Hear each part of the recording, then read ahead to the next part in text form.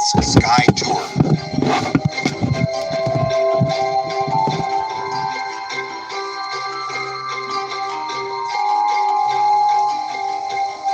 Stargazers, as a rule, crave darkness. Nothing gets our juices flowing like a wide-open canopy of stars set like diamonds on black velvet. But for those of us in the Northern Hemisphere, June offers the shortest nights of the year. This month's solstice occurs on the 21st at 11:54 a.m. Eastern Daylight Time. Astronomically speaking, that's when summer begins in the Northern Hemisphere and winter in the Southern Hemisphere. For someone at a latitude of, say, 40 degrees north, which runs from Salt Lake City through Philadelphia and over to Madrid, June 21st will offer 15 hours of sunlight. It's just not fair. Here in Boston, it's often too cold and snowy to head outside in December when nighttime is longest, and then I get shortchanged 6 months later when I can view the night sky more comfortably. Okay, rant's over. Let's talk about the moon this month. Once again, the lunar phases track the calendar closely. This month begins very close to new moon, which comes on June 3rd. Why is it called new? Well, as the moon passes between us and the sun, it goes missing for a few days before showing up as a thin crescent in the evening sky, the earliest sighting of a new cycle of lunar phases. Most likely, your first chance to see that crescent will come on June 4th, which will mark the end of the Islamic observance of Ramadan for 2019. First quarter follows on June 10th, and that name has a double meaning. For one thing, the moon has traveled 1/4 of the way around its orbit since new moon, and if you think about it, that bright semicircle in the sky is showing us 1/4 of the lunar globe. Full moon comes early on June 17th here in the US, so can you see any difference at all between how the lunar disk looks on the evening before, the 16th, and one night later? Traditionally, this is called the full strawberry moon, signaling when these tasty treats get ripe. But many Europeans know it as the full rose moon. Last quarter follows on June 25th, and a week later the cycle starts again. Each lunation, from new moon to new moon, takes 29.5 days. So no wonder our word month and moon sound alike. They do have the same roots, but those ancient words sound quite different. It's Mona in Old English, Mene in Old Norse, Mensis in Latin, and Mesa in Sanskrit. Now let's track down some planets in the evening sky. The first two planets on our list are a bit of a challenge to spot. Are you up for it? Okay, then find a viewing spot with an unobstructed view toward west. Watch where the sun sets, then linger outside for another half hour. To the upper right of that sunset point is the bright star Capella. To the upper left, and fainter, is the star Procyon. Both are waving goodbye as they exit the early evening sky for the rest of this year. As we get deeper into June, watch for a bright interloper rising up between them. That's fleet-footed Mercury. Each day we see it a little higher up after sunset, peaking around June 23rd before it starts to sink into the twilight. We can use Mercury to find Mars, which is there in the western globe, but dim and hard to spot.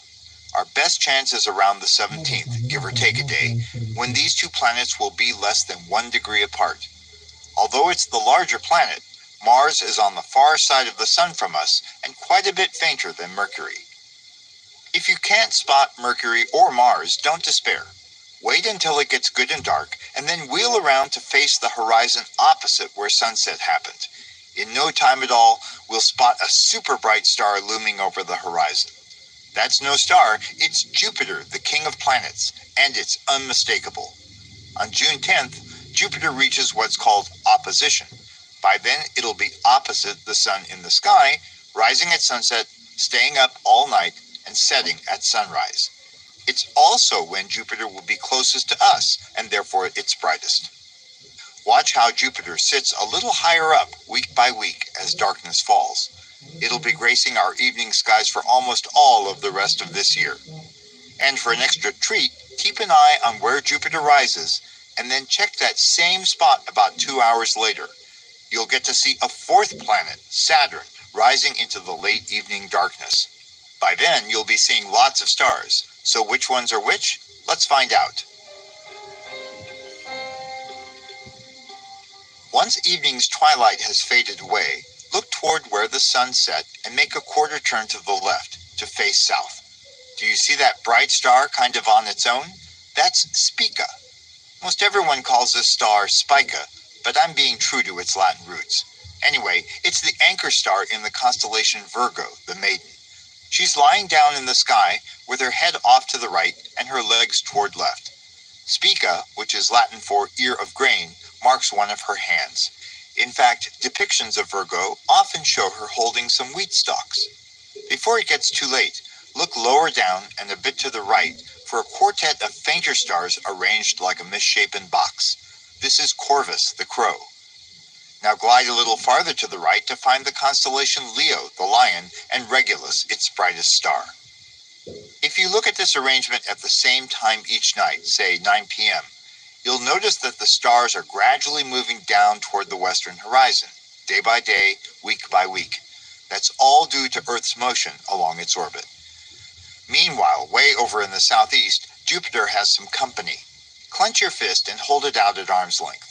To Jupiter's right, by one fist, is the star Antares, the red-tinged heart of the constellation Scorpius. It's obvious, but not nearly as bright as Jupiter. As the hours pass, the stars of Scorpius will be higher up in the sky.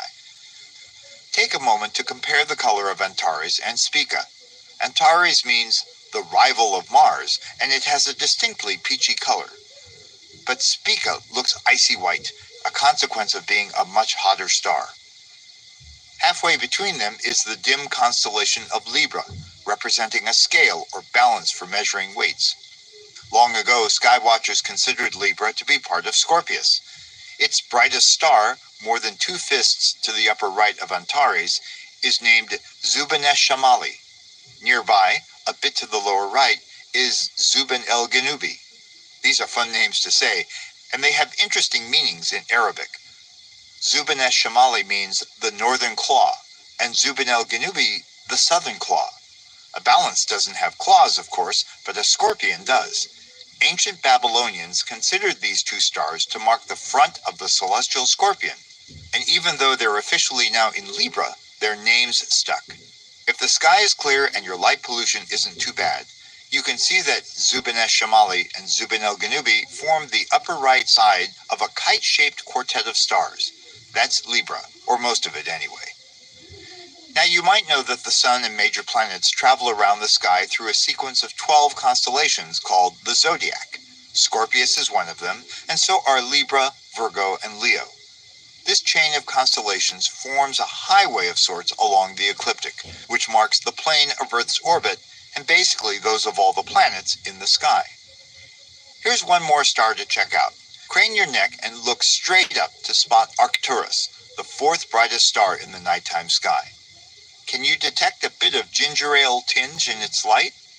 Arcturus is a red giant star, a swollen orb that's more than 25 times the sun's diameter and 200 times its brightness.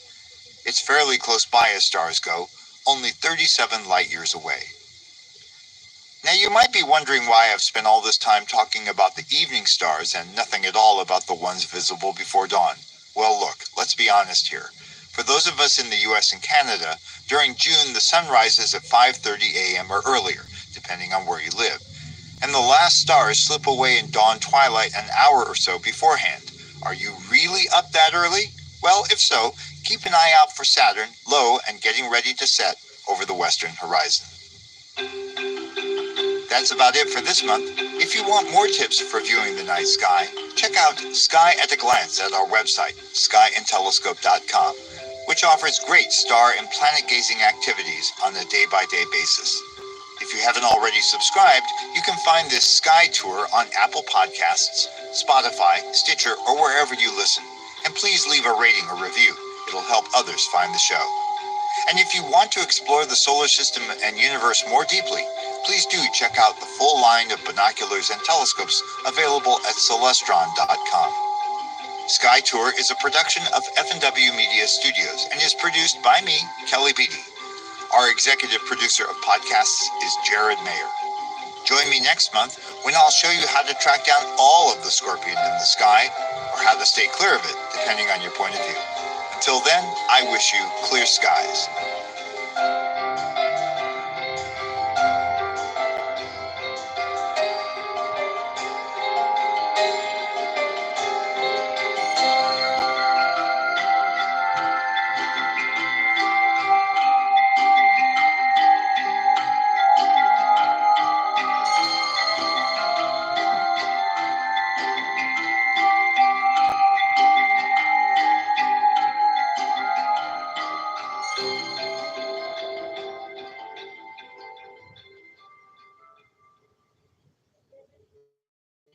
This episode is sponsored by Celestron, manufacturer of high-quality telescopes and an industry leader in developing exciting optical products with revolutionary technologies. I'm Kelly Beatty of Sky and Telescope magazine, and tonight we're going on a tour of the stars and planets that you'll see overhead during May. This month we'll watch for crumbs from Halley's Comet, sync our calendar to the moon's phases, track down 3 evening planets, and take stock of bright stars in the late spring sky. So grab your curiosity and come along with me on this month's Sky Tour.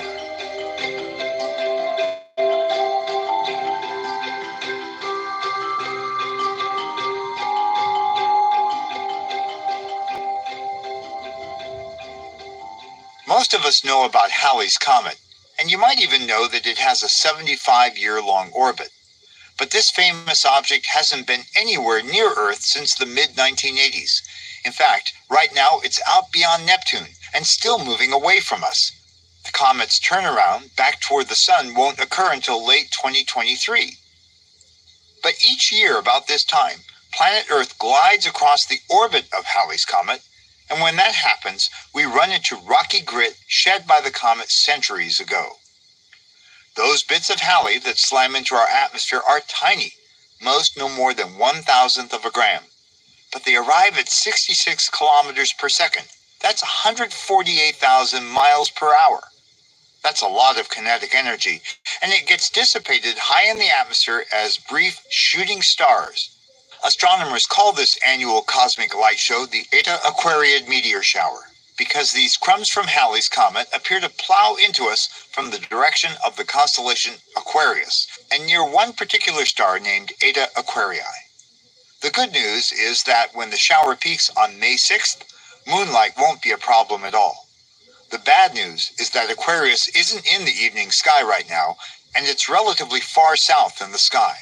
So to enjoy this shower, we'll need to get up really early, say around 3 a.m., to enjoy it in the couple of hours before dawn. If you're watching from a clear, super dark sky, you might spot a meteor every few minutes. Not an early riser? Well, there's still lots to see after sunset. But first, let's take stock of the moon's cycle of phases this month. During May, the moon's phases continue to parallel the calendar closely. New moon comes early, on May 4th. In the days afterward, the lunar orb materializes almost magically as a thin crescent in the evening sky, gradually fattening and drifting eastward until it reaches first quarter on the night of the 11th. This month's full moon, usually called the full flower moon by Native Americans, follows on May 18th. After that, moonrise happens later and later each evening, with last quarter falling on the 26th and rising after midnight. Now, pay close attention to the moon. As the hours tick by, you'll see that the moon and stars move east to west, left to right in the sky, all caused by Earth's rotation. But meanwhile, the moon itself is moving briskly in its orbit around Earth. So, from night to night, it appears to move eastward, toward the left in the sky, by a little more than the width of your clenched fist held at arm's length, passing stars and planets along the way. This orbital motion causes us to see more or less of the moon's sunlit hemisphere throughout a lunation. We say the moon is waxing as we gradually see more of it, and waning when the sunlit face is shrinking. And while the moon has a unique beauty all its own, stargazers cherish the time when it's not in the sky, because then more stars can be seen. During May evenings, we enjoy these moon-free windows during the first and last weeks of the month. Now let's track down some planets in the evening sky. Anyone hoping to see a brilliant planet in the sky right after sundown will be disappointed during May, but it's not a completely blank slate. Note where the sun sets, and as twilight fades, 45 minutes or an hour later, look above that spot for a medium bright star. That's Mars. It's sandwiched between the bright stars Betelgeuse to its lower left and Capella to its upper right. Early in May, the red planet pairs closely with an equally bright star nearby named El Nath. Can you tell them apart based on color alone? Mars, which is tinged with a hint of orange, is on the left. A few hours later, look across the sky at the eastern horizon, where giant Jupiter is making a grand entrance. We really can't miss Jupiter once it rises, because it's dramatically brighter than all the stars around it. This beacon rises a little earlier each night. It pops into view about 3 hours after sunset at the beginning of the month, but only an hour afterward by month's end. Next month, in early June, Jupiter reaches what's called opposition, sitting opposite the sun in the sky. By then, it'll rise at sunset and remain in view all night long. One other planet, Mercury, makes a brief appearance late this month. It's a little tricky to spot, and will need a viewing location with a totally unobstructed horizon toward west, plus a clear sky. Beginning May 28th, look right over the sunset point, starting about 30 minutes after the sun goes down. If you miss seeing Mercury, don't fret. It gets easier to spot in early June. We call ourselves stargazers, right? So next, let's go admire some of the evening's bright stars and constellations. At nightfall, the western half of the sky is littered with bright stars, so let's track some of them down. As we've seen, Betelgeuse and Capella are low in the west. Well to the left of Capella, and just as high up, is Procyon in the constellation Canis Minor, the little dog. Between them and higher up are the paired stars Pollux on the left and Castor, the twins of Gemini.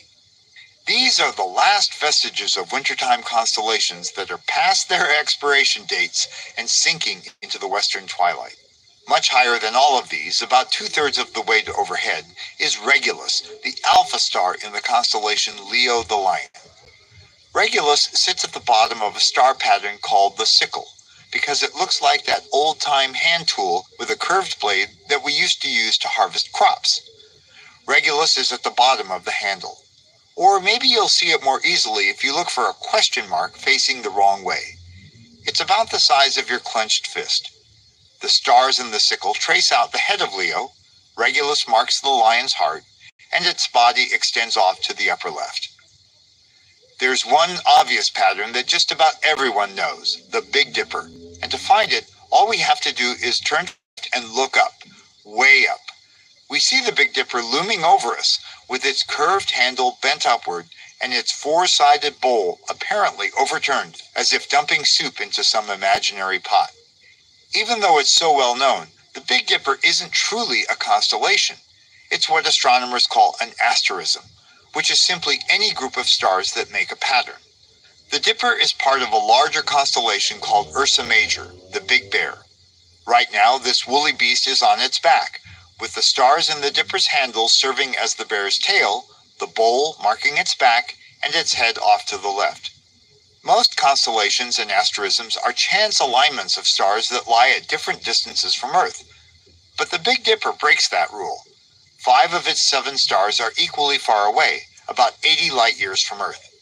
The 2 exceptions are at the end of the handle and on the lip of the bowl. What's more, these 5 stars are racing information across the sky at roughly 28,000 miles per hour. As a result, the Big Dipper's shape is very gradually changing. In 100,000 years or so, its bowl will flatten out and its handle will bend sharply. I think of the Big Dipper as the Swiss Army knife of the sky, because it helps me find so many other key springtime stars. For example, find the 2 stars at the left end, forming one side of the bowl. Sky watchers call these the pointer stars, and here's why. Draw an imaginary line through those pointers and follow that line downward by 3 fists. You'll come to a moderately bright star. That's Polaris, the North Star. We can use this little trick anytime we want. Just remember that those two stars point to Polaris. Are you surprised that the North Star isn't the brightest star in the sky? In fact, 45 other stars outshine it. But brightness isn't the North Star's claim to fame. Instead, it lies very nearly at the point where a line extended out into space from Earth's North Pole would go. So as Earth spins throughout the night, Polaris hardly moves. Now, go back to the pointers in the Big Dipper. Follow that line through them in the opposite direction, up through overhead, and 4 or 5/5 later, you'll reach Regulus, that bright star in Leo. So now you can point to Polaris and leap to Leo. But wait, there's more. Follow the curve formed by the Dipper's handle until 3/5 away, you reach a very bright star called Arcturus high in the east. Arcturus is an ancient Greek star name that means watcher or guardian of the bear. So congratulations, you now know how to arc to Arcturus. And did you know that you can even use the Big Dipper to tell time? It's really easy, actually. To find out how, go to skyandtelescope.com and type star clock in the search box. You'll find a do-it-yourself star clock that's just one of many features for beginning stargazers on Sky and Telescope's website. That's about it for this month. If you want more tips for viewing the night sky, check out Sky at a Glance on our website, which offers great star and planet gazing activities on a day-by-day basis. If you haven't already subscribed, you can find Sky Tour on Apple Podcasts, Spotify, Stitcher, or wherever you listen. And please leave a rating or a review. It'll help others find the show. And if you want to explore the solar system and universe more deeply, please do check out the full line of binoculars and telescopes available at Celestron.com. Sky Tour is a production of F&W Media Studios and is produced by me, Kelly Beatty. Our executive producer of podcasts is Jared Mayer. Join me next month when we'll explore the stars found in and near the celestial Scorpion. Until then, I wish you clear skies.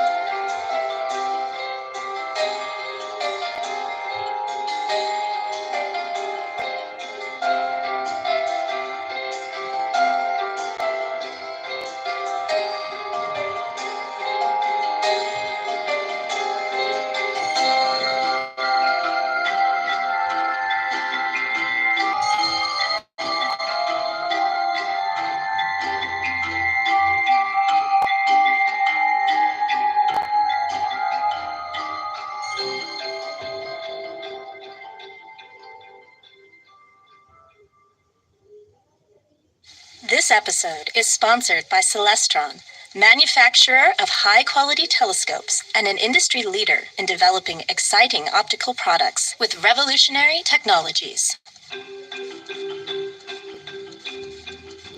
I'm Kelly Beatty of Sky and Telescope magazine, and tonight we're going on a tour of the stars and planets that you'll see overhead during July. This month, we'll take the measure of Earth's orbit, tell a tale of two eclipses, welcome Jupiter and Saturn to the evening sky, and take a poke at a celestial scorpion. So grab your curiosity and come along on this month's Sky Tour.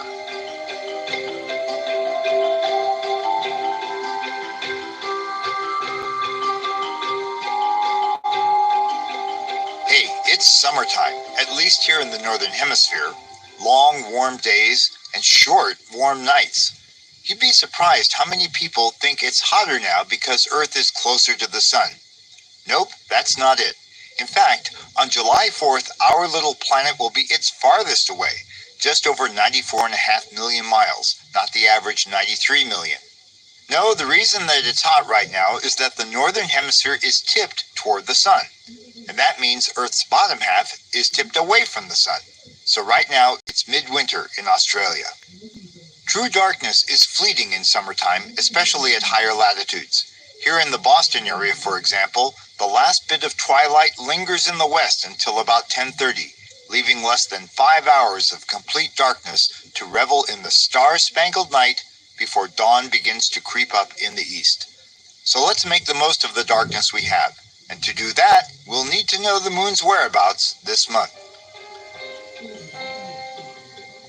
The month's new moon occurs on July 2nd, and full moon on the 16th. But that's only part of the story, because on each of those days an eclipse takes place. That new moon on July 2nd passes directly in front of the sun, at least as seen from parts of South America, and a total solar eclipse occurs. Now, with Earth its farthest from the sun about that time, the sun looks a little smaller than average. And it turns out that the moon is its closest to Earth on July 5th, making it seem a little bigger than usual. This big moon, little sun combo yields a fairly long total eclipse, about 4.5 minutes at its maximum. And it's the first total solar eclipse since the one that crossed the US in August 2017. Unfortunately, totality occurs only in the southern hemisphere, and not even a hint of partial phases will be visible from the United States. 2 weeks later, July's full buck moon will dive about 2/3 of the way into the dark core of Earth's shadow. Unfortunately, this all happens during daylight in North America, so again, we won't see any of it. Instead, it's best timed for sky watchers in Europe, Africa, and before dawn on the 17th, Southern Asia and Australia. To get more details about what you're missing, head to skyandtelescope.com to check out all the eclipses happening in 2019. Yeah, most of us will miss out on these two eclipses, but you'll feel better knowing that the solar system's two biggest planets are putting on a show in the evening sky. Go outside around 10 p.m., a little later early in July, and a little sooner at month's end, and look towards south. Now, if you're not sure which way south is where you live, watch where the sun sets and make a generous turn toward the left. Gleaming relatively low in the southern sky is a really bright star. Well, actually, it's not a star, but the planet Jupiter. If you haven't checked out the sky these past few weeks, Jupiter has kind of snuck up on us.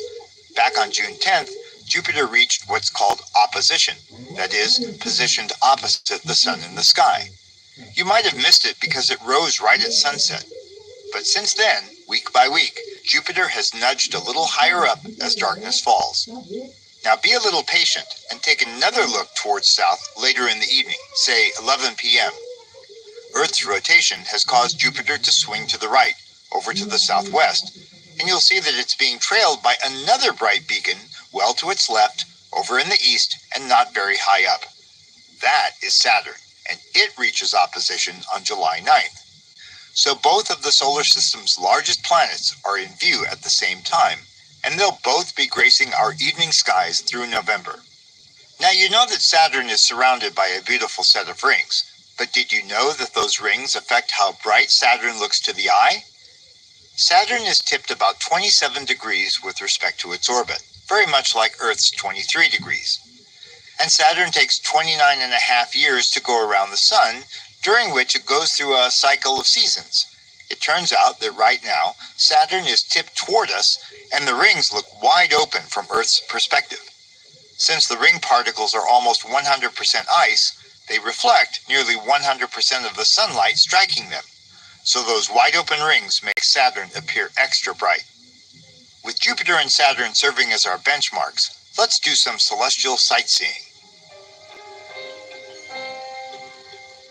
To Jupiter's lower right, by a little less than the width of your clenched fist at arm's length, is the star Antares, the brightest star in the constellation Scorpius. This star's reddish hue is strikingly similar to that of Mars, and the resemblance gives the star its name. Antares means literally rival of Ares, which is the Greek name for Mars. Antares seems to have an even deeper hue because we usually see it low in the sky where the atmosphere reddens it, just as dense air low down reddens the setting sun. Perhaps more than in any other constellation, the stars of Scorpius really do look like their namesake. Let's trace out the shape, and here's where having a clear southern view becomes important. Antares is the heart of our Scorpion, and close by, to its upper right and lower left, are two medium bright stars representing its body. Less than one fist to the upper right of Antares are three stars marking the head. To their right are the stars of Libra, the balance scales, but in ancient times these were perceived as the critter's claws.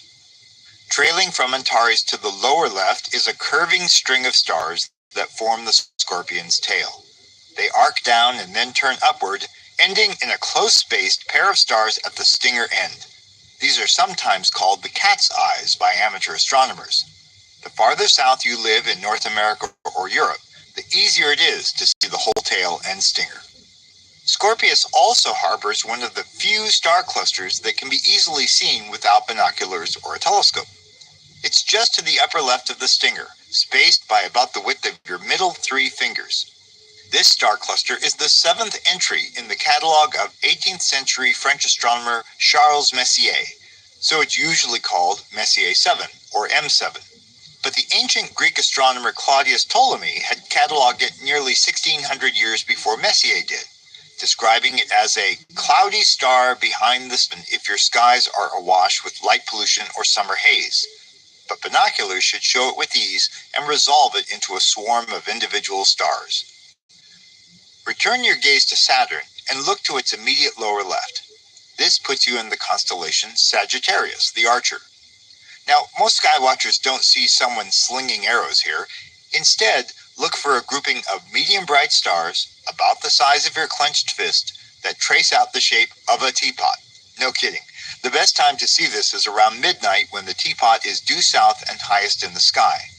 It's tipped toward the right, as if pouring into the tail of Scorpius, with its spout at lower right and its handle at upper left.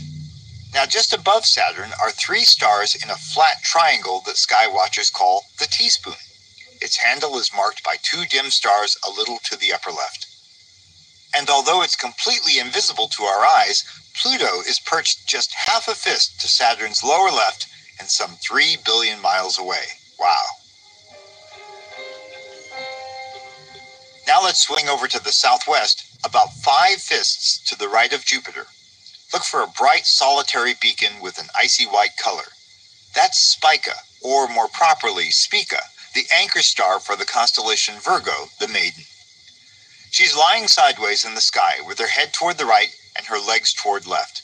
Spica is Latin for ear of grain, and Virgo is often depicted holding stalks of grain in her hand.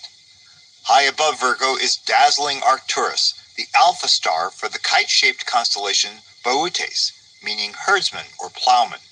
Arcturus, which marks the kite's tail, is the 4th brightest star in the nighttime sky. That's mostly because it's relatively close by, only 37 light-years away. Arcturus means guardian of the bear, so called because it's not far from Ursa Major, the big bear, farther north. One more thing, near the end of July you might see occasional meteors from a long-lasting shower called the Southern Delta Aquariids.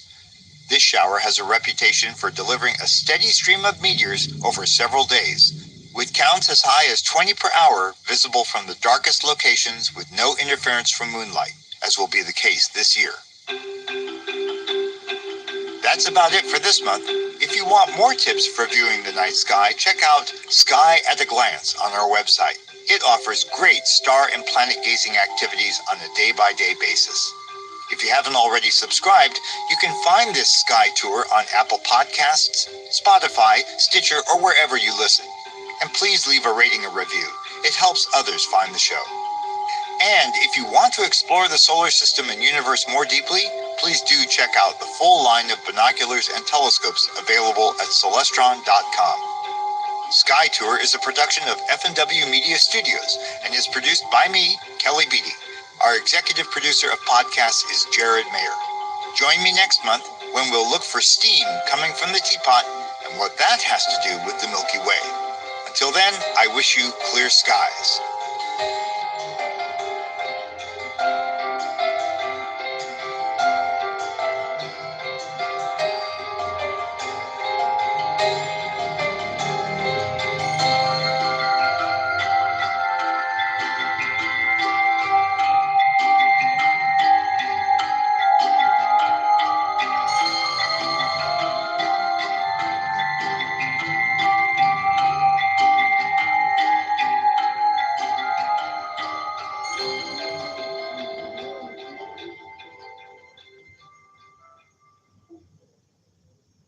This episode is sponsored by Celestron, Manufacturer of high-quality telescopes and an industry leader in developing exciting optical products with revolutionary technologies.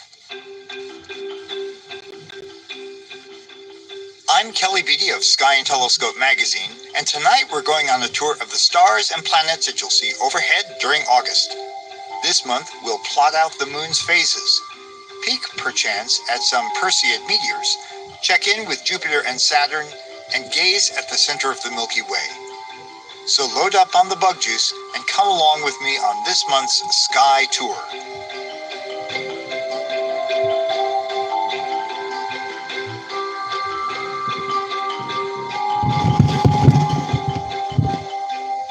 A quick check of the dictionary shows that the words moon and month derive from the same Old English roots.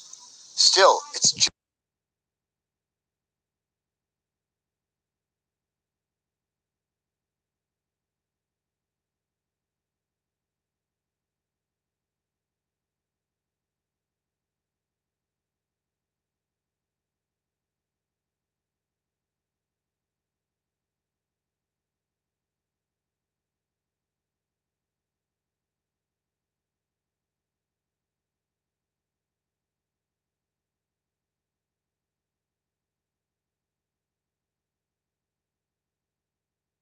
Lake Champlain.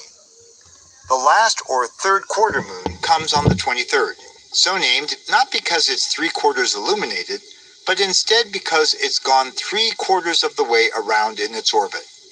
And the cycle starts again with a new moon on August 30th. I don't know about you, but I can't imagine August without thinking of the annual Perseid meteor shower. This is the time when you'll see many more shooting stars than usual.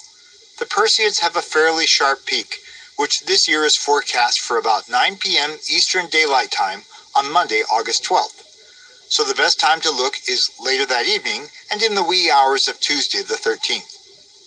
Ordinarily, you might see at least one meteor per minute in the hours after midnight. Unfortunately, moonlight will spoil the show this year.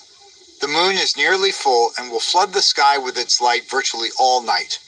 That surely will cut down on how many meteors you'll see, though a few bright ones will still be evident. You can start looking fairly soon after sunset, as early as 9 p.m., once the constellation Perseus rises over the northeastern horizon.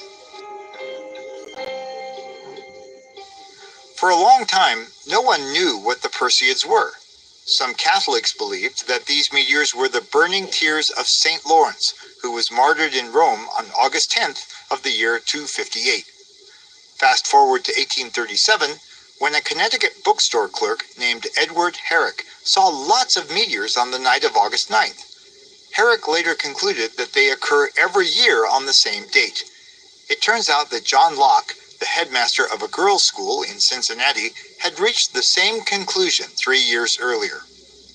In any case, today we know that the Perseid meteors are bits of debris shed by a comet called Swift-Tuttle. Earth passes near the comet's orbit every August, and that's when tiny flecks, most the size of sand grains, slam into our atmosphere at 37 miles per second. All this happens quite high above us, about 60 miles up. Each incoming particle compresses the air in front of it, like water just ahead of a speedboat, creating a white-hot shockwave along its path. The flash of light our eyes see as a meteor is that brief but brilliant shockwave, not the particle itself burning up. What else can we see in the evening sky? We're lucky to have not one, but two bright planets gracing our evening skies right now.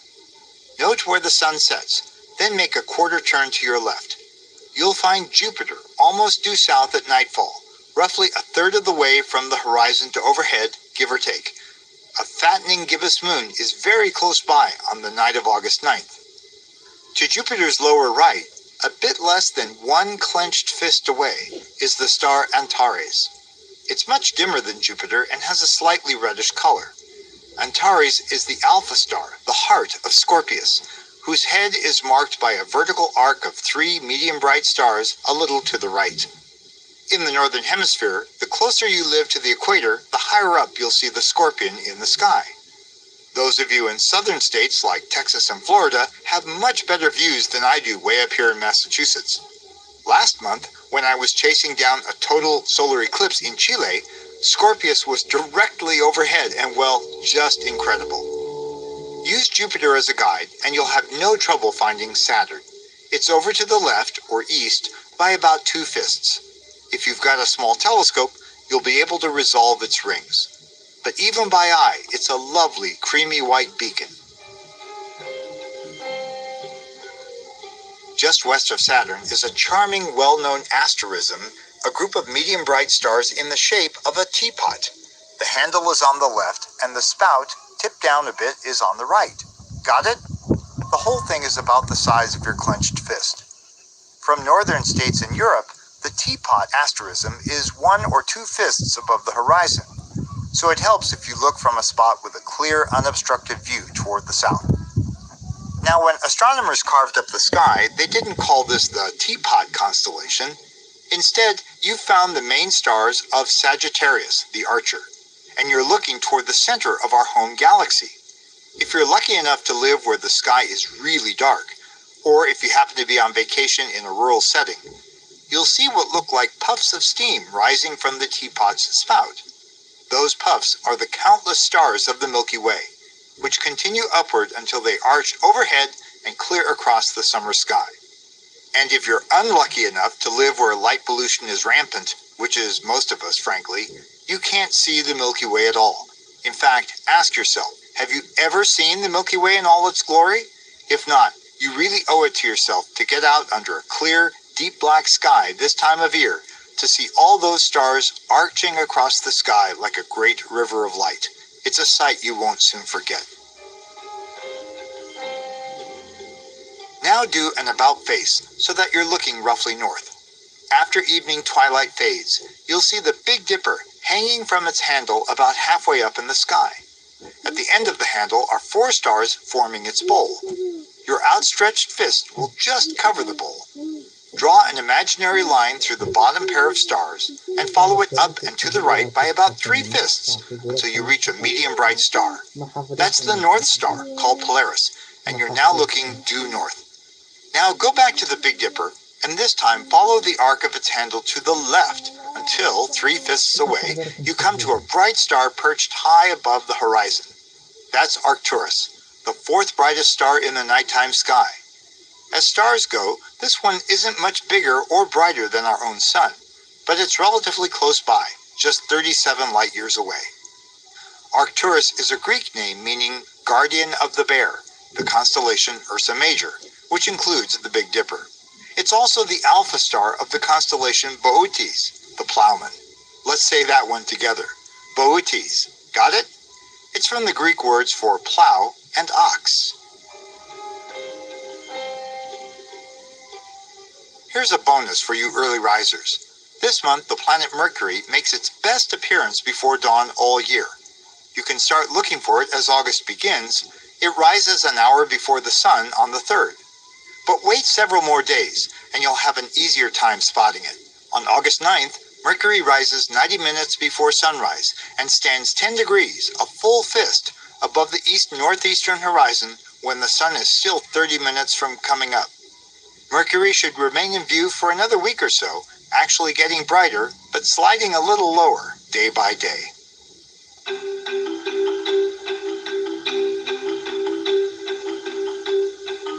That's about it for this month.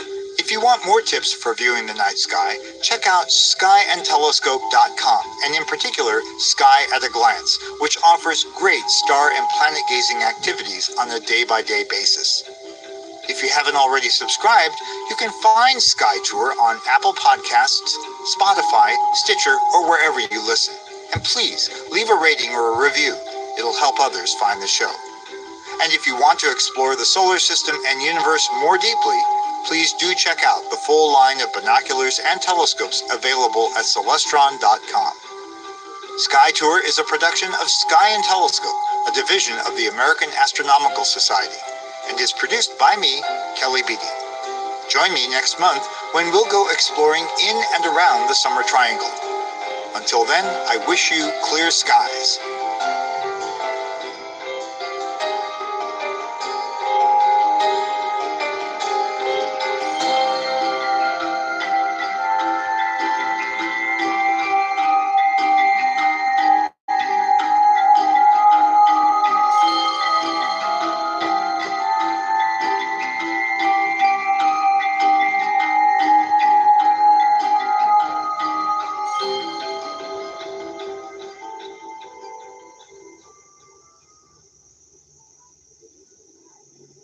This episode is sponsored by Celestron, manufacturer of high-quality telescopes and an industry leader in developing exciting optical products with revolutionary technologies.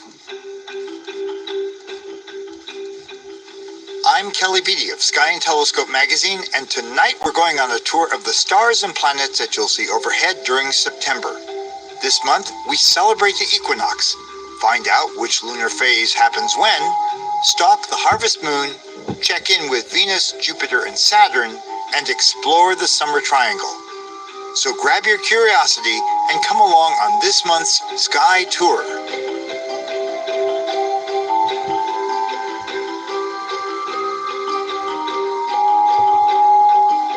If you live in the Northern Hemisphere, by now you've surely noticed that the daylight hours are getting shorter. Back in July, the change was oh so subtle. But now we're losing a couple of minutes of sun each day, more so if you live farther north. So it's with mixed emotions that I tell you that the equinox falls on September 23rd at 3:50 a.m. Eastern Daylight Time. On this date, the sun momentarily shines directly down on Earth's equator as it heads south in declination. Equinox comes from the Latin word equinoctium, meaning equal nights. Days and nights are both 12 hours long everywhere, and the sun rises due east and sets due west no matter where you are. This month, we just missed having new moon fall on the 1st. It happened on August 31st. In North America, first quarter follows on the evening of September 5th. Last quarter is on the evening of the 21st, and new moon is on the 28th. The moon is also its closest to Earth on the 28th, so ocean tides will be especially strong that day. Careful listeners will note that I skipped the full moon, which occurs just after midnight on the 14th here in Boston, and on the evening of the 13th in time zones farther west. We call this the harvest moon.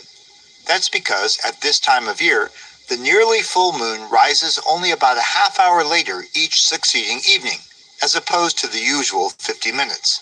It has to do with the shallow slant of the moon's orbit with respect to the eastern horizon right now.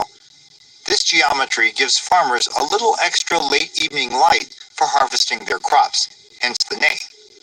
The effect is more pronounced at higher northern latitudes and less so down south.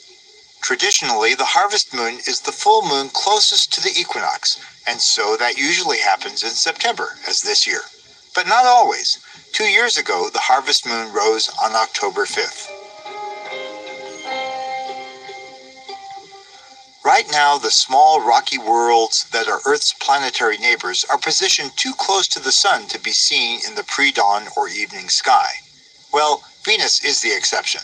It's now easing its way into the evening twilight after passing behind the sun in mid-August. So during the final days of September, you have a chance of spotting Venus very low in the west, about 30 minutes after sunset. If you miss seeing Venus, don't worry. We're still enjoying lovely joint appearances by Jupiter and Saturn every clear evening. Jupiter is easiest to spot. As twilight fades, turn away from the sunset point toward left, and you'll spot the king of planets well up in the southwestern sky. Jupiter is still bright and shiny, but it's lost more than half of the brilliance it had earlier this summer when it was closer to Earth. By month's end, it will be setting around 10 p.m.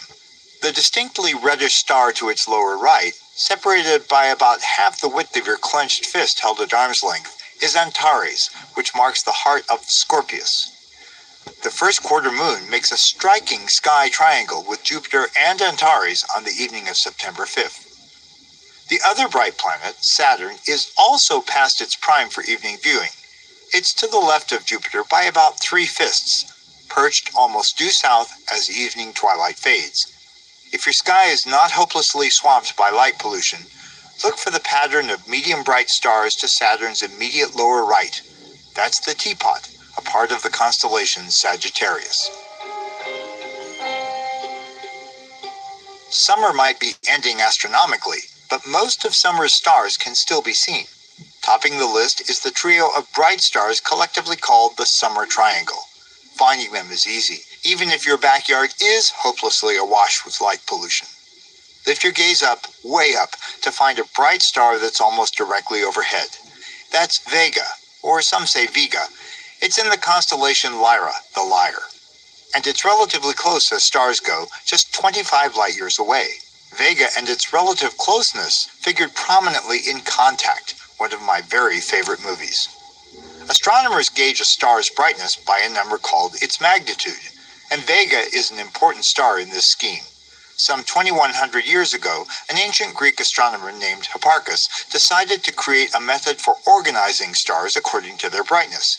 He called the most luminous ones stars of the first magnitude, and he ranked the fainter ones second, third, fourth, and fifth, like the prize order in a contest.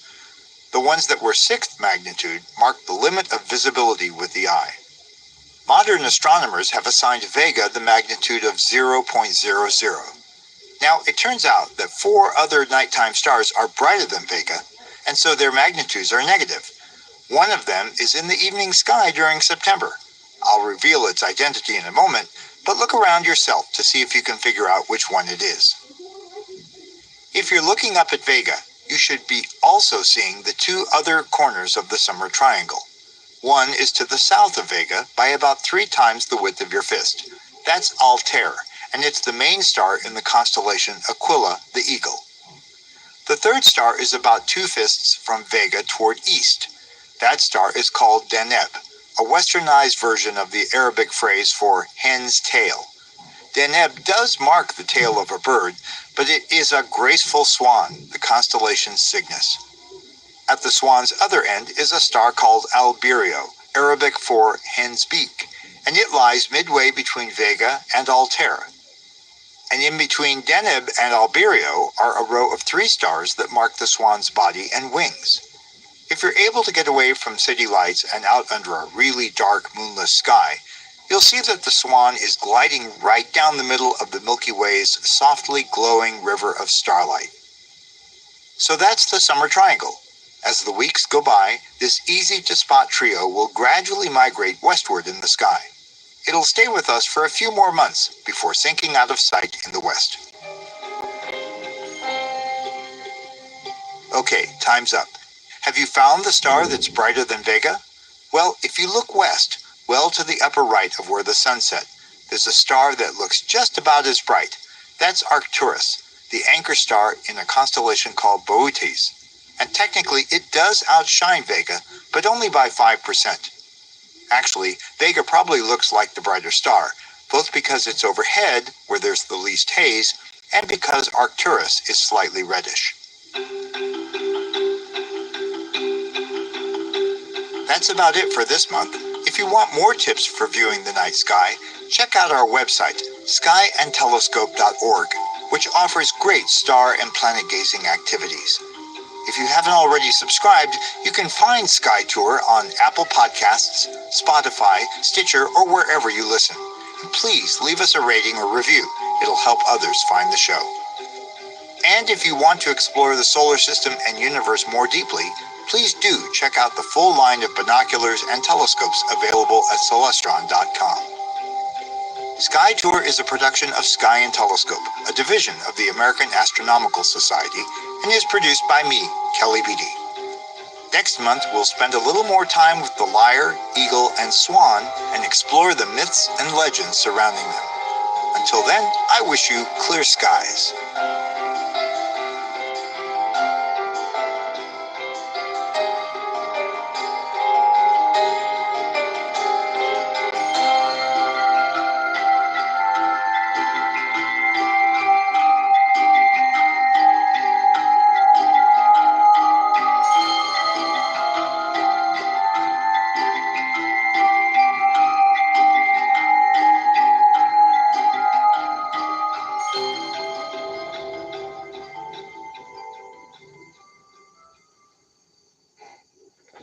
This episode is sponsored by Celestron, manufacturer of high-quality telescopes and an industry leader in developing exciting optical products with revolutionary technologies.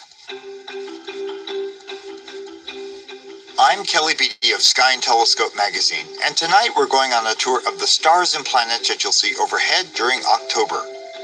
This month, we first take stock of the moon's phases, then check in with Jupiter and Saturn, track down the evening's bright stars, and look for bits of Halley's Comet flashing across the sky. So grab your curiosity and come along on this month's Sky Tour.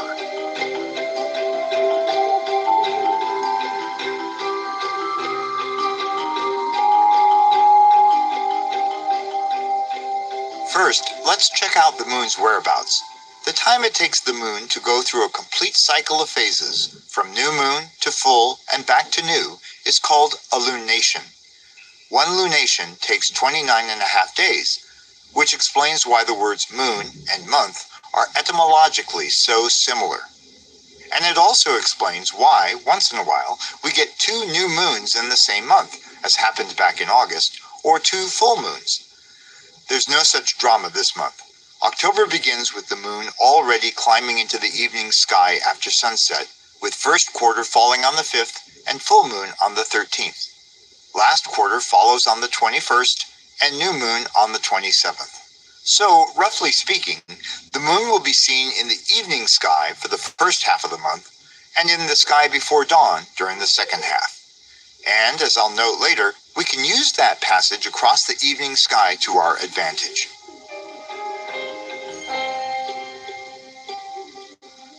All summer we've been spoiled by having both Jupiter and Saturn in view after sunset.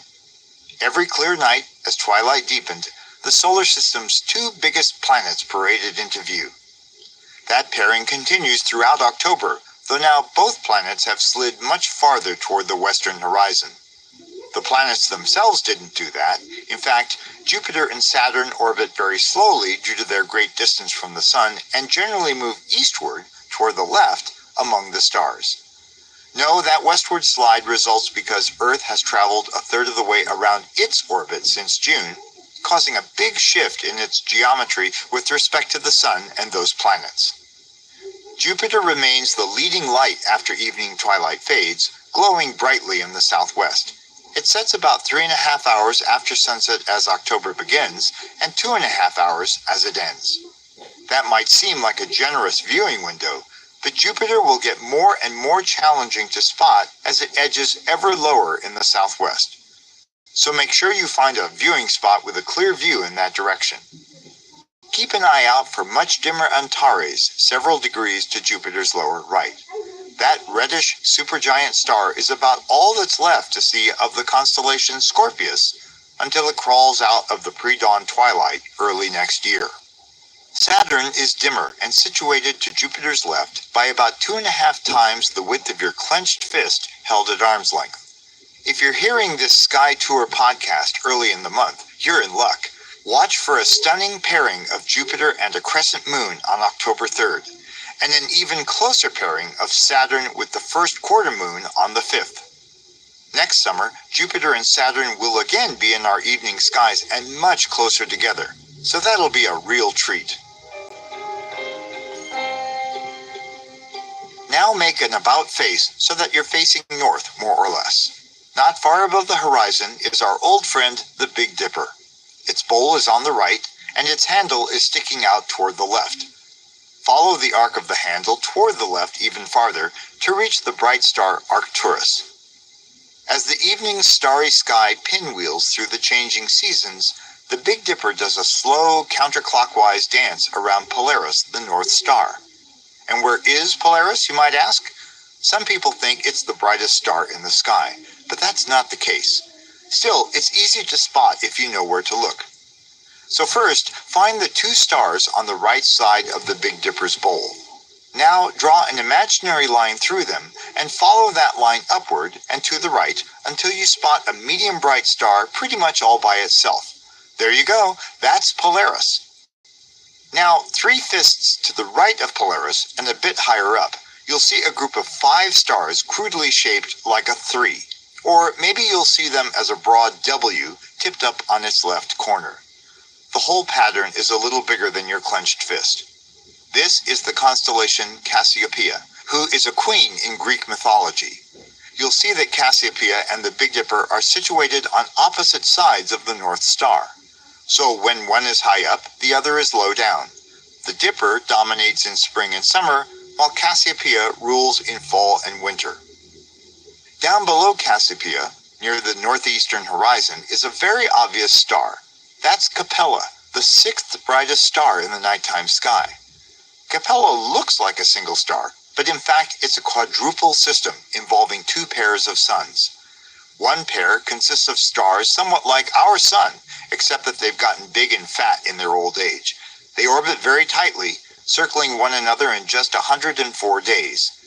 The other pair is quite faint. All four lie rather close by, only 43 light-years away. So the light you see left the Capella system in the mid-1970s. Now swing your gaze up, way up to overhead. You should see the three widely spaced stars of the summer triangle, which measures about 2 or 3/5 on a side. The corner of the triangle farthest west, nearest the direction of sunset, is marked by Vega. It's the main star in a tidy constellation called Lyra, the lyre or harp. Farther east and closer to Polaris is the star Deneb. It marks the tail of a giant swan, Cygnus, apparently flying south for the winter along the Milky Way. You should be able to make out the swan's wingtips and long neck. Or try picturing Deneb at the top of a large cross about 2 fists long. The triangle's third star is Altair, the head of a celestial eagle called Aquila, that's winging toward the swan. You might recall that August's Perseid meteor shower was something of a washout, thanks to the bright light of a nearly full moon that spoiled the show. Well, October offers another chance to see a meteor shower, 2 of them actually, though both are rather sparse. First come the Taurids, bits of dust that have been shed by a comet called Encke. This is a long-lasting meteor shower with one peak on the night of October 10th and a second around October 20th. You'll be lucky to see 5 Taurid meteors per hour, though very bright fireballs can occur during the earlier peak. The second meteor display, called the Orionids, is another long-running shower that culminates on the night of October 22nd. We call them the Orionids because they seem to fan across the sky from a point not far from the star Betelgeuse in Orion. These meteors are created as Earth crosses the orbit of Halley's Comet, allowing little bits of dust shed by this famous visitor to slam into our atmosphere. Orion doesn't rise over the eastern horizon until late evening, so you'll need to stay up a little late to see these meteors. Try looking during the 2-hour window between 10:30 p.m. and 12:30 a.m., after which a fat crescent moon rises. At the end of the month, of course, is Halloween. Go ahead and trot out the pumpkins and fuzzy spiders, then try doing what I do. When trick-or-treaters invade our neighborhood, I set up my telescope on our driveway so that all those little goblins and their parents can take a quick peek through the eyepiece. It's always a big hit, and you really should try it. If you start early enough, you can glimpse Jupiter and a thin crescent moon low in the southwest. Then swing your scope left to view Saturn and its famous rings. Finally, look overhead and point out the summer triangle. That's about it for this month. If you want more tips for viewing the night sky, check out our website, skyandtelescope.com, which offers great star and planet gazing activities. If you haven't already subscribed, you can find Sky Tour on Apple Podcasts, Spotify, Stitcher, or wherever you listen. Please leave a rating or a review. It will help others to find the show. And if you want to explore the solar system and our universe more deeply, please do check out the full line of binoculars and telescopes available at celestron.com. Sky Tour is a production of Sky and Telescope, a division of the American Astronomical Society, and is produced by me, Kelly Beatty. Next month, we'll spend a little more time with some lesser-known constellations of the autumn sky. Until then, I wish you clear skies.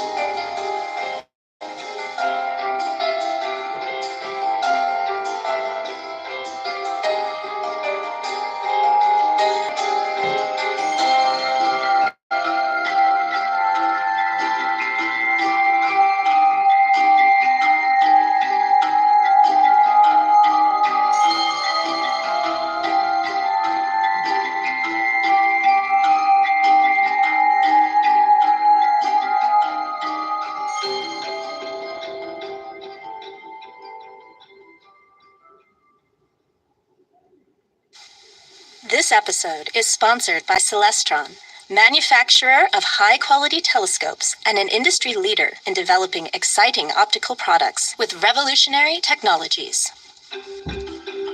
I'm Kelly Beatty of Sky and Telescope magazine, and tonight we're going on a tour of the stars and planets that you'll see overhead during November.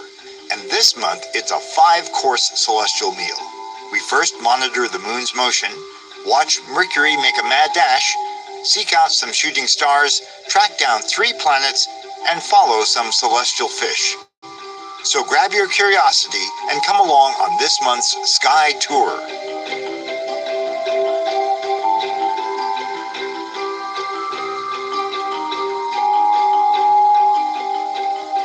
First, let's make sure we know the timing of this month's lunar phases. November begins with a fat crescent moon well up in the evening sky after sunset, with first quarter falling on the 4th and the full beaver moon on the 12th. Last quarter follows on the 19th and new moon on the 26th. So basically, the moon will be hanging around the evening sky for the first half of the month and in the sky before dawn during the second half. November is also the month when we adjust our clocks to fall back an hour to standard time. That takes place before dawn on November 3rd in the US and Canada, a week after our friends in Mexico and Europe do so. Down under, Australians moved to summertime in early October. Tropical countries don't make the change at all, nor does China or Russia. Anyway, the return to standard time means that most of us are still heading home from work as evening's twilight sets in. That's just fine with me, thank you very much, because it means I can sneak in a little stargazing before dinner time. But first, I need to tell you about an important daytime sky event. On Monday, November 11th, Mercury will cross the face of the sun as viewed from Earth. This doesn't happen all that often. This tiny planet has an orbit that's tipped by 7 degrees with respect to ours, so the geometry has to be just right, and these transits always occur in either May or November. The last one happened just 3.5 years ago, in May 2016. But the next one doesn't occur until November of 2032, and the next one widely visible in North America won't be until 2049. That's 30 years from now. So maybe it's worth trying to catch this one. Mercury will take about 5.5 hours to move across the sun's disk, and the good news is that this passage will be observable all across the US. In fact, those of us east of the Mississippi River and in eastern Canada can watch the entire show. Out west, the transit will be underway when the sun rises. The bad news is that Mercury will appear as just a tiny black dot, something you'll need a telescope to see. Now, please, don't just drag your dusty old telescope out of the closet for this. Looking at the sun is always hazardous, especially through a telescope, unless you take proper precautions. If you have an approved solar filter to put over the scope's end, great. Or you can use an indirect technique called solar projection, either with your telescope or with binoculars attached to a camera tripod. Go to skyandtelescope.com for instructions on how and when to see the transit safely.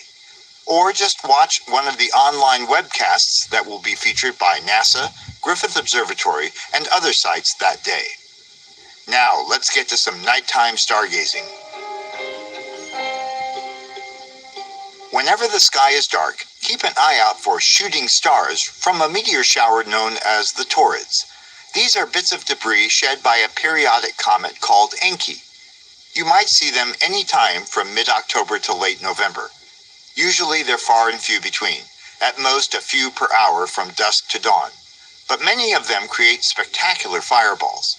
You might catch a second meteor shower, the Leonids, when it peaks late on the nights of November 16th and 17th. But be warned, it's usually a fairly weak shower to begin with, and this year a nearly full moon will swamp the sky with light and wash out all but the brightest Leonids. Planet-wise, November represents a changing of the guard, so to speak.